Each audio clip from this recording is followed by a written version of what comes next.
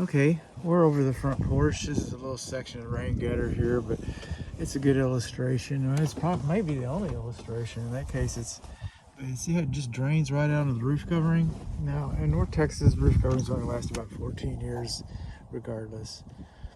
But this will cause this area to age faster.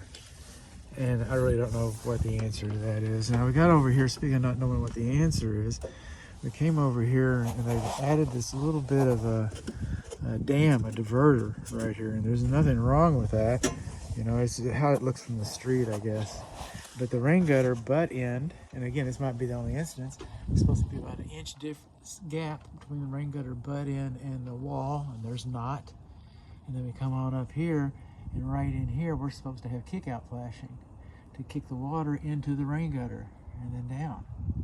Okay, this piece right here, it doesn't do that. It's supposed to be where the wall and the roof line intersect is where the kick out flashing is supposed to be installed. We've got an exposed nail head right here. Let's come up here. We're kind of looking here a little bit. And I expect this to look a little rougher because this would be the easiest place for a roofer to get up here. They've obviously been crawling around, but we also could use a little bit in the way of some repair, some granular repair. Usually they'll just take a little bit of pookie and they'll mash it down in those bald spots and then drop some granules on top of it or something like that. It can be addressed. Coming over here, I'm not sure what this is. We've got some kind of calcification that's coming out over our flashing. Okay, that's our apron flashing, that's our counter flashing, and over our counter flashing right there, we've got some kind of, what is that? And then we've got a gap right in here between the mortar and the flashing, so the water's been getting in or getting out. Now it looks like it's been getting out. So we got some kind of calcification here that's washing out. And it's not typical. I mean, you can look around, look at everybody else's. Nobody else is doing this. Why is this one doing this? That's the question. That's the question of the day.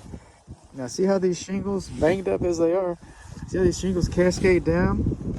Okay, so the water cascades down. And then beneath the shingles, there's an underlayment, and it cascades down too. See? So it cascades down. See, this is supposed to be sealed. It's not sealed. We're supposed to have a starter course. We don't have a starter course.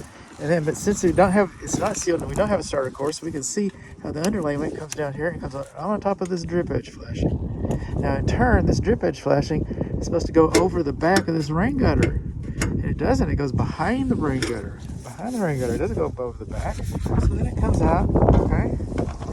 Then it comes out between the fascia board and the back of the gutter. You say, oh, bud, that's made out of cement. That's not gonna, you know, put it in a bucket of water overnight. See what it does. See what it does.